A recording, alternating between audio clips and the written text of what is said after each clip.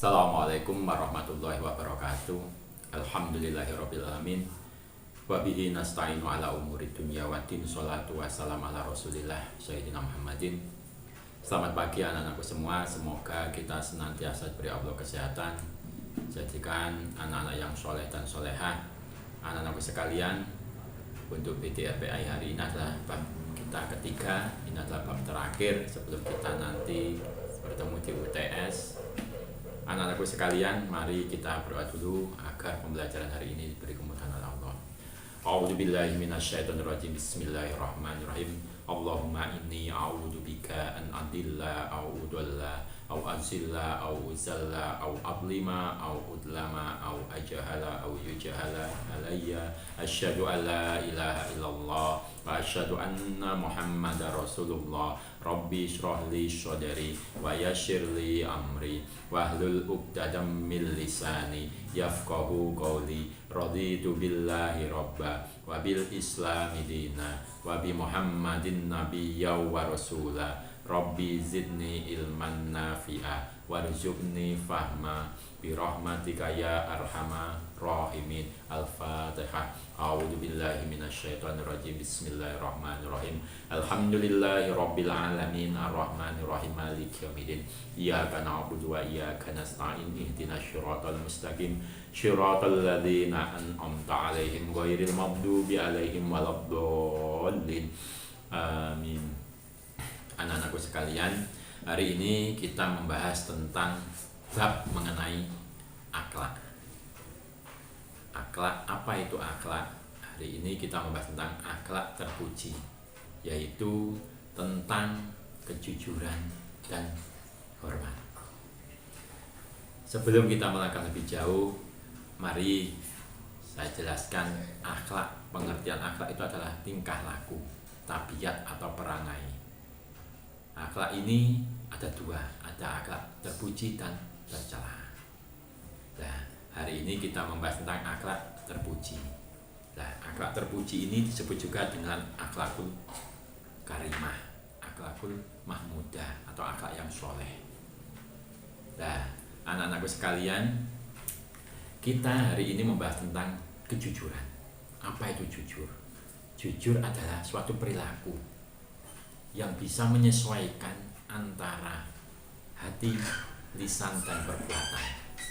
Jadi jujur adalah kesesuaian antara hati, lisan, dan perbuatan dalam segala hal. Sekali lagi, jujur adalah kesesuaian hati, lisan, dan perbuatan. Anak-anakku sekalian, jujur ini ada 3 macam.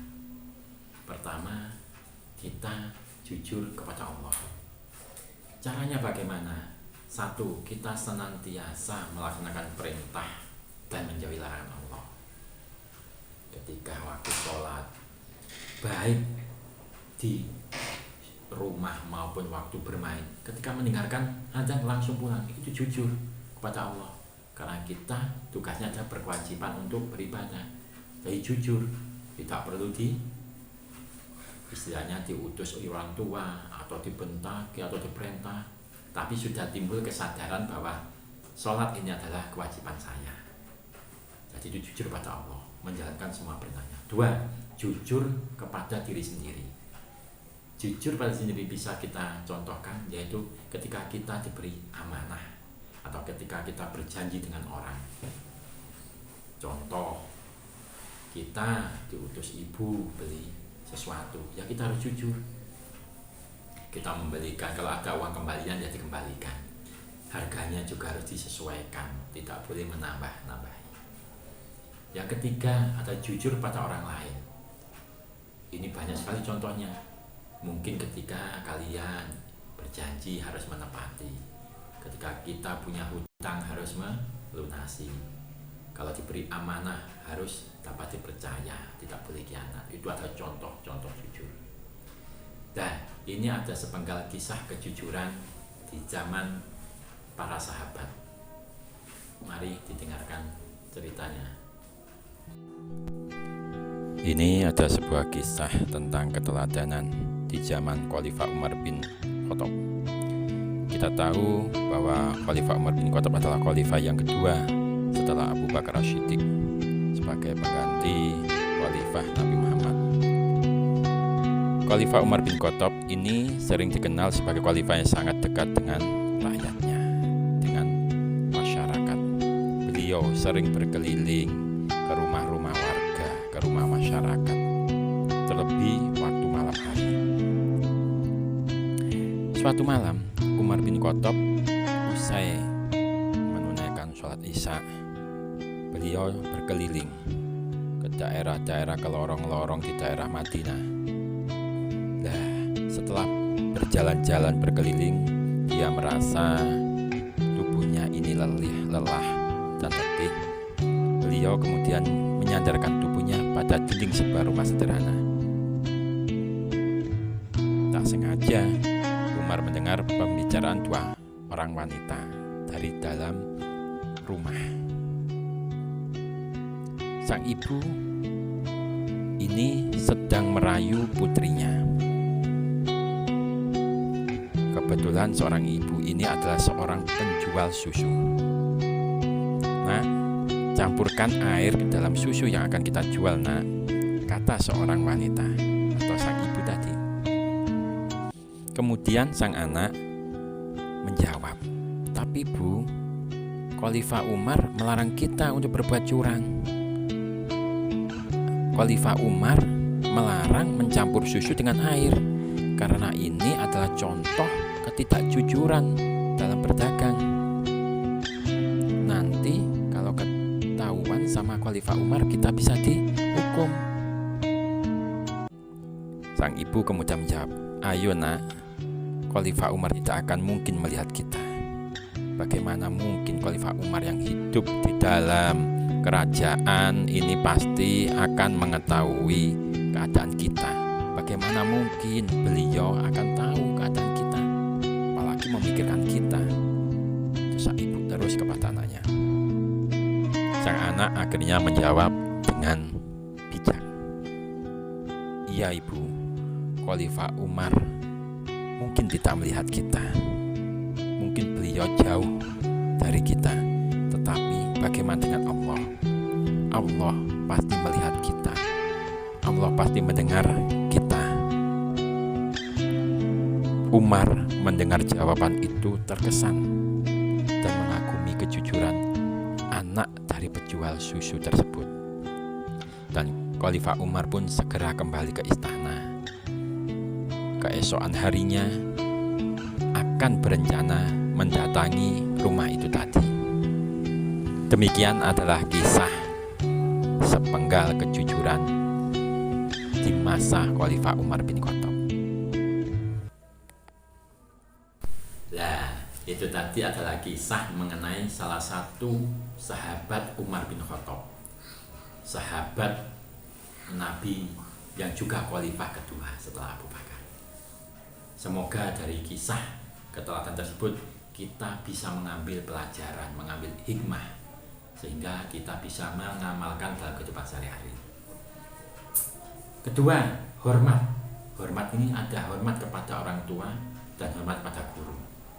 Sebab orang tua adalah orang tua kandung kita, sedang guru adalah orang tua rohani kita, orang tua kita yang membimbing ilmu kita.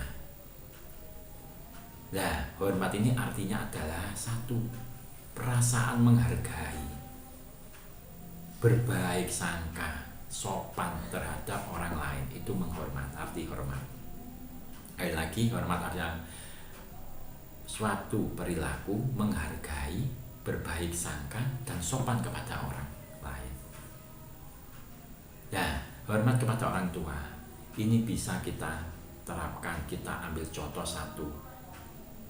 Kita di rumah harus mematuhi semua perintahnya, mematuhi nasihat-nasihatnya. Ketika diutus, disuruh membantu pekerjaan rumah, juga harus dengan tanggung jawab, harus mau. Terus ketika kita berbicara juga harus yang sopan dengan orang tua, tidak boleh membentak, apalagi berkata kotor. Dosa besar itu, berani kepada orang tua dan durhaka.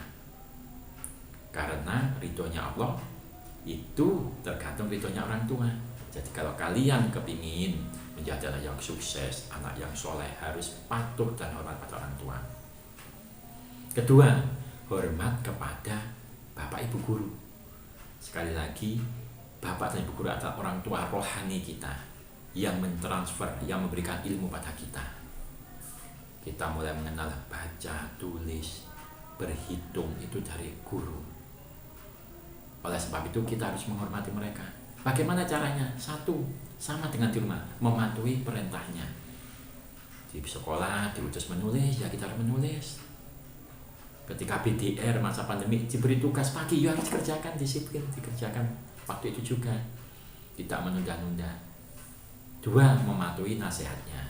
Ketika diutus sholat, diutus untuk menghafalkan sesuatu, disuruh untuk beramal soleh, harus kita laksanakan dengan semampunya, mengerjakan tugas-tugasnya yang diberikan. Tiga, berkata yang baik dan sopan pada guru. Apabila ketemu di jalan, menyapa, mengucapkan salam, assalamualaikum, sambil menundukkan kepala. Jangan kalau ketemu gurunya malah sembunyi atau malah diam saja. Anak-anakku sekalian, dari sifat jujur dan hormat ini banyak manfaat yang bisa kita petik dalam kehidupan sehari-hari. Pertama, satu, orang yang jujur, orang yang hormat kepada orang lain, pasti satu, disayang Allah. Karena sayang Allah, pasti mendapat pahala. Dua, orang yang jujur, orang yang hormat pasti memiliki banyak teman. Pasti banyak orang yang suka, karena orangnya baik, jujur. Tiga, orang yang jujur dan yang hormat pasti hidupnya tenang, karena orang saling mempercayai, hidupnya rukun. Orang tua juga menjadi ridho, guru menjadi ridho, sehingga hidup menjadi tenang. Empat, apa yang menjadi cita-cita kita, cita-cita kalian akan mudah tercapai. Karena dengan jujur dan hormat kepada semua orang, orang tua, guru, insya Allah semua mendoakan kebaikan kalian. Anak-anak sekalian, ini ada pembelajaran untuk bab ketiga ini. Semoga apa yang kita pelajari bermanfaat. Sekali lagi, tetap rajin beribadah, rajin belajar, dan jaga kesehatan. Kurang lebihnya mohon maaf. Subhanakallahumma wa bihamdika asyhadu alla ilaha illa anta astaghfiruka wa atubu ilaik. Wassalamualaikum warahmatullahi wabarakatuh.